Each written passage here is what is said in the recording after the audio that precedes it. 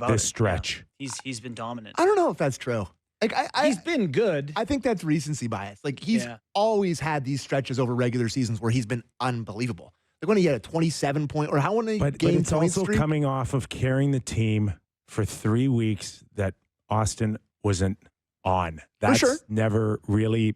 We've never really seen it like that. But he's and been I really, agree with you. Yeah. All of it. Like he's quietly done all the great things that we're seeing today, but it just seems like it's shining a little brighter right now. I think it's because, I mean, and you get named to Team Canada, and it just feels like everybody's pretty impressed with how amazing he's been. But I think we do this a lot in November, December, January, where we talk about how unbelievable he is. I agree. He is in his prime right now. He's undeniably great. One of the best. Sounds like let's wait till we get to the playoffs. No, I've said to you 100 times, plug your nose and sign the damn contract. Just do it. I've said that a million times. But like, I think we've had these conversations about him in the regular season a million times. Like But to Kip's point, playing good drives the price up. Remember like William Nylander on his and Nylander was red hot when his contract negotiations were going on, and we used to come on the show all the time and be like, we even had Tree Living on, I think, and we're like, what are you going to pay him, Brad? We had the general manager of the Leafs on our show. Did we not? We once got a guess. I don't remember that magnitude from the Leafs. But anyway, like he's playing great at a time when he's talking money. Good for him. Where do you guys want to go? You want to go on Minton, the standings? Where do you want to go? I think, the Minton love affair with Craig Berube is pretty funny. Like, he really loves this guy. You know, like the movie trope of like the big ogre who like loves a little cat. Like there's like a mice and men or whatever. Like I feel like this is Minton and Berube. Like he's found his like special thing that he loves, which is great. We have multiple clips of him talking about Minton. Like he went on about Minton. He compared Minton to his work ethic and everything to John Tavares at one point earlier. He's like John Tavares.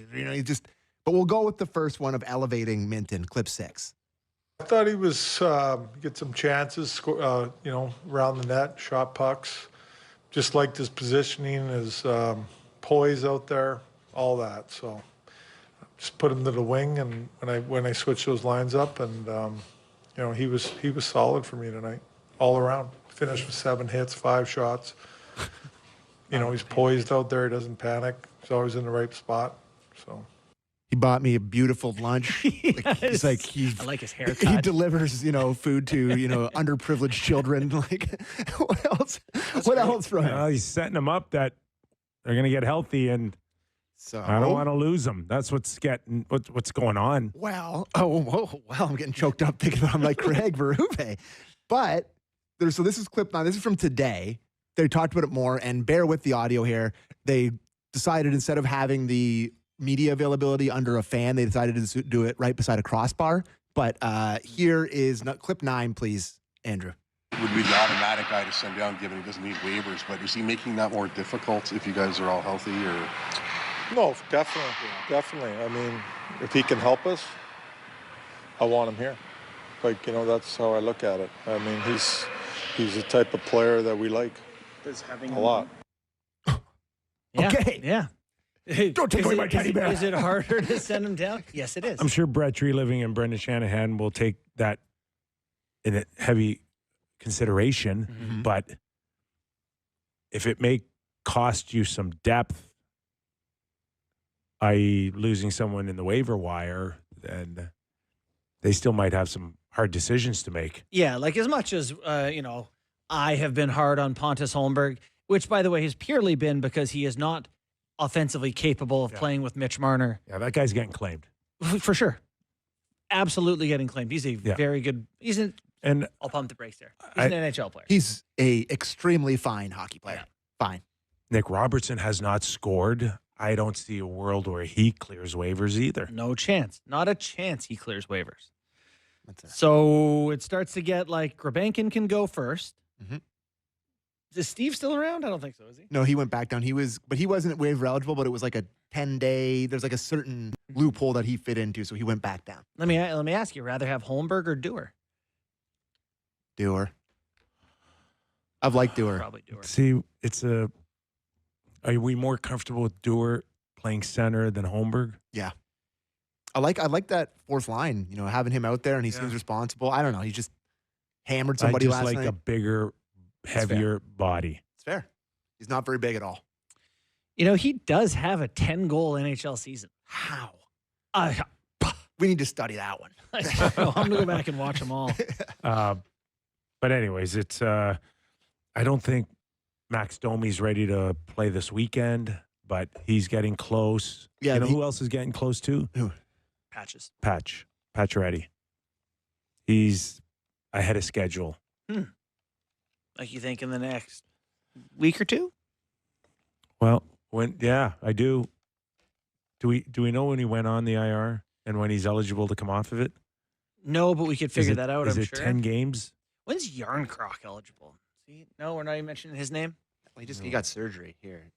All right, well, let Sam look that up. Yeah. Why don't we listen to the last Berube on Minton, then we'll be done with him, which is clip. No, you done with Minton? You had enough? Okay, let's go. All right, clip 10, Minton on playing the wing. Minton. Yeah, I think centermen in general can go to the wing. I don't think it's a big change, I had Robbie Thomas as a young 18-year-old, or maybe he's 19 in St. Louis, and I played him on wing most of the year. He did not play center until the next year coming in. So, and he did a great job for us.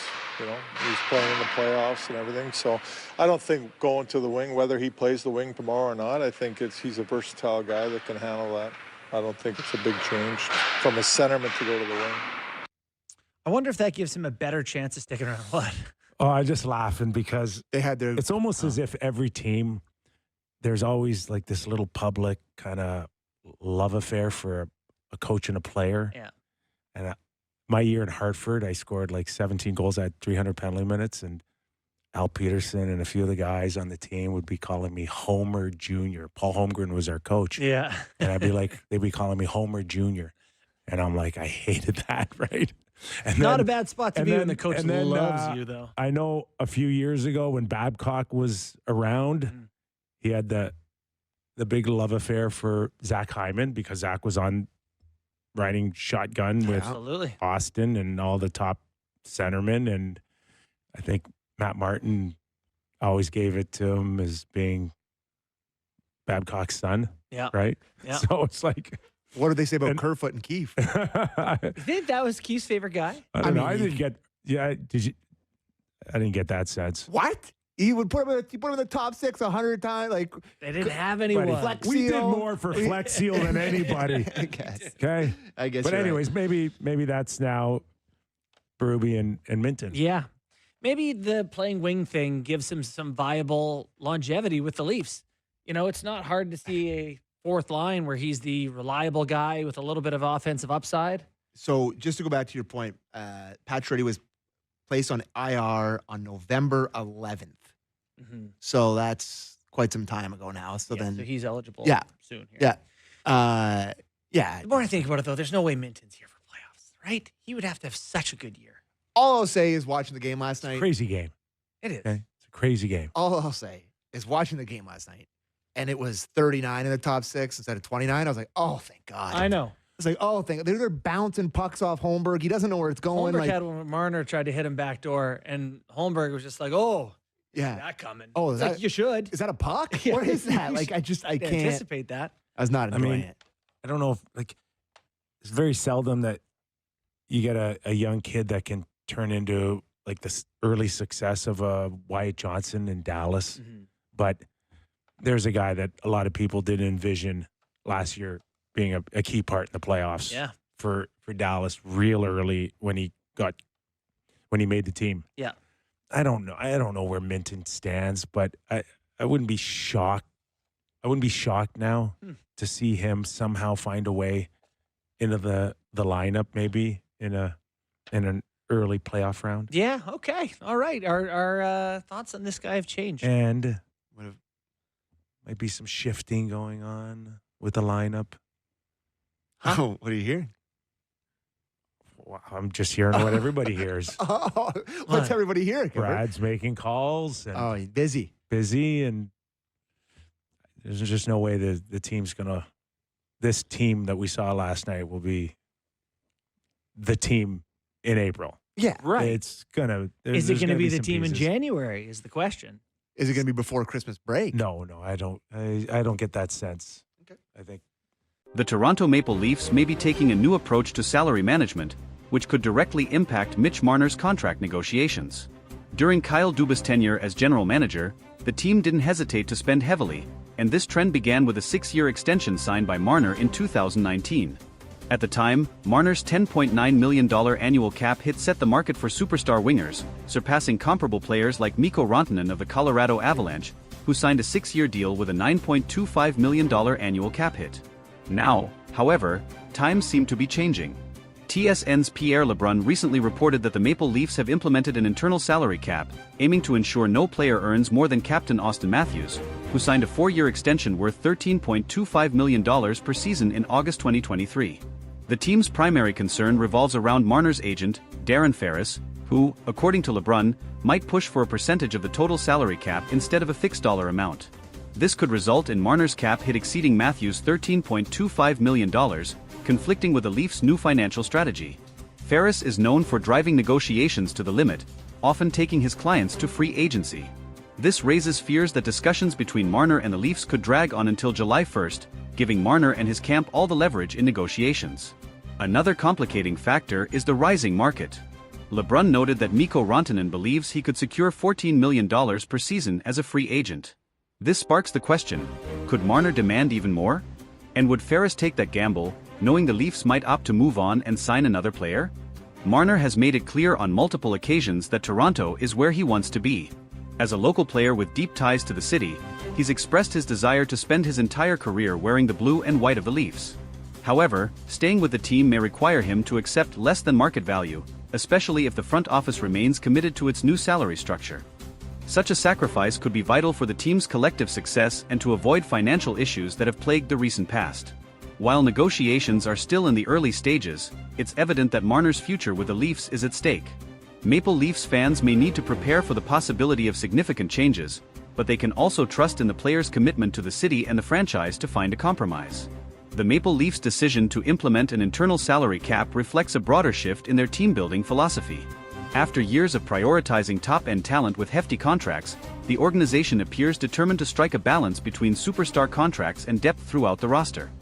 This strategy aims to avoid the pitfalls of past seasons, where a lack of financial flexibility often left the team vulnerable in critical playoff moments. For Mitch Marner, this shift creates a unique challenge. On one hand, his value to the Leafs is undeniable. A consistent top scorer and elite playmaker, Marner has been instrumental in driving the team's offense. On the other hand, his ability to command a salary that rivals or exceeds Austin Matthews could put the Leafs in a difficult position, especially with a potential need to strengthen other areas of the roster. As the 2023-24 season progresses, the Leafs must weigh the potential consequences of sticking to their cap philosophy. Losing a homegrown talent like Marner would undoubtedly sting for fans and the organization alike. However, allowing one player to dictate financial terms beyond the team's structure could hinder long-term success and force painful sacrifices elsewhere. Adding to the complexity is the looming free agency of William Nylander. If the Leafs are to stick to their internal salary cap, they may also face challenges in retaining Nylander, who could command a significant raise. Balancing contracts for both Marner and Nylander within the new framework could prove to be the ultimate test for Toronto's management team. Another factor at play is the team's ultimate goal, winning the Stanley Cup. While star players like Marner and Matthews are crucial, history has shown that depth and balanced rosters often prevail in the postseason. If the Leafs fail to manage their finances effectively, they risk falling short of building a championship-caliber team, even with elite talent. For Marner, the decision to stay with the Leafs might come down to more than just dollars. His connection to the city, the fans, and his teammates could be deciding factors. If he prioritizes legacy and loyalty over maximizing earnings, there's a strong possibility that he'll work with the team to find a deal that benefits both parties. Negotiations will also test Darren Ferris, known for his hardline tactics in securing lucrative deals for his clients. While pushing for top dollar is expected, Ferris may need to weigh the risks of alienating the Leafs' management and fanbase. A prolonged stalemate could damage Marner's relationship with the team and its supporters. The Leafs' management, led by general manager Brad Treliving, faces a pivotal moment. Treliving's reputation as a negotiator and team builder will be on full display as he navigates this high-stakes scenario. Striking the right balance could solidify his tenure in Toronto, while a misstep might set the team back for years. For Maple Leafs fans, the coming months will be filled with anticipation and uncertainty. Marner's future, along with the team's ability to stay competitive under financial constraints, will likely dominate conversations as the season unfolds. Supporters can only hope that the team's new approach leads to greater playoff success and, ultimately, the elusive championship. In the end, the outcome of these negotiations could redefine the Maple Leafs' identity for years to come. Whether it results in retaining Marner or reshaping the roster, the team's commitment to an internal salary cap signals a clear focus on long-term sustainability. Fans will be watching closely, hoping for a resolution that keeps the team's core intact and their championship dreams alive. As the negotiations with Mitch Marner progress, another layer of complexity is added by the external competition in the NHL market. Teams with more cap space and fewer restrictions could easily present lucrative offers to Marner if he reaches free agency. The Leafs are not only negotiating with Marner but also indirectly competing with other franchises willing to outbid them for his services. One example of this is Mikko Rantanen, whose potential $14 million value on the open market highlights the growing demand for elite wingers. If Rantanen secures such a deal, it could set a precedent that Marner's camp would use as leverage. The Leafs, however, must remain disciplined, as breaking their internal salary cap for Marner could lead to similar demands from other key players down the line. The looming specter of free agency means the Leafs have a limited window to strike a deal. If negotiations drag on into the off-season, the leverage shifts heavily in favor of Marner and his agent. Darren Ferris, known for his strategic patience, could use this to push for maximum value, putting even greater pressure on the Leafs management to make a decision. This scenario also places significant pressure on head coach Sheldon Keefe. Managing a team amid ongoing contract uncertainty can disrupt chemistry and focus. Keefe will need to ensure that the team remains united and focused on their performance, even as the media and fans speculate about Marner's future. Meanwhile, the Leafs core group, including Austin Matthews, Morgan Rielly, and John Tavares, will likely play a role in influencing Marner's decision. The camaraderie among the players and their collective drive for a championship could persuade Marner to accept a deal that aligns with the team's financial structure. On the flip side, the Leafs could explore contingency plans if a deal with Marner doesn't materialize. Trading Marner would be a bold move, but it could bring significant assets in return, potentially bolstering the team in areas like defense or secondary scoring. This option, while unpopular with fans, might be necessary to maintain roster balance. The timing of these decisions is also critical. With the trade deadline months away, the Leafs must assess whether keeping Marner without an extension risks losing him for nothing in free agency. A preemptive trade could avoid this scenario, but it would also signal a significant shift in the team's short-term goals. Fan sentiment will undoubtedly influence the team's approach. Marner is not just an exceptional player, he's a fan favorite and a symbol of homegrown talent succeeding in Toronto. Losing him could lead to backlash, especially if the team struggles in the aftermath of his departure. The broader NHL landscape also plays a role. As other teams navigate their own salary cap challenges, the Leafs can learn from their successes and failures. Organizations like the Tampa Bay Lightning and Vegas Golden Knights have shown the value of balancing star power with depth, offering a potential blueprint for Toronto's future.